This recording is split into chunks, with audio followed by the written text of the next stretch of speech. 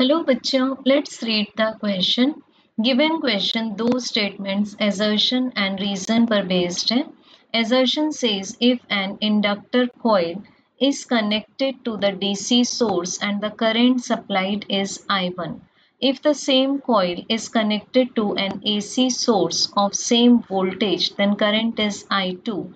Then I2 less than I1. And reason में कहा गया है in AC circuit inductor coil offers more resistance. So बच्चों हम एक इंडक्टर कॉइल कंसीडर करते हैं. Inductor coil is also called as the choke coil और इसका इंडक्टेंस मान लेते हैं L. अब इसको दो केसेस में यूज करेंगे. One will be the DC direct current source and second will be the AC alternating current source. तो बच्चों जब हम इंडक्टर कॉइल को डीसी में यूज करेंगे तो यहाँ पर करंट सप्लाई हो रही है I1 और AC में करंट सप्लाई हो रही है I2. तो सबसे पहले हम देखते हैं DC के केस में मान लेते हैं कि इंडक्टर कॉइल में रेजिस्टेंस है R, तो हमें I1 का आंसर मिल जाएगा V डिवाइडेड बाय R. अब AC के केस में बच्चों inductor coil resistance as well as inductive reactance it means XL भी ऑफर करेगा to the flow of the AC current. तो XL क्या है यहाँ पर इंडक्टिव रिएक्टेंस. तो हमें इम्पीडेंस मिल जाएगा square root of R square plus XL square.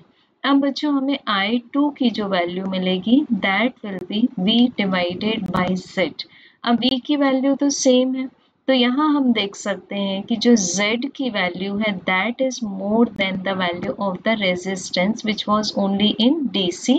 सो बच्चों यहाँ से हमें जो I2 का आंसर मिलेगा वो I1 से लेस हो जाएगा.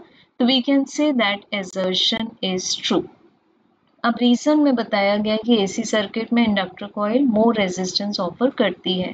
तो बेसिकली हम एसी सर्किट में रेजिस्टेंस को क्या बोल रहे हैं जो कि इंडक्टर कॉइल ऑफर करती है that is called as the impedance.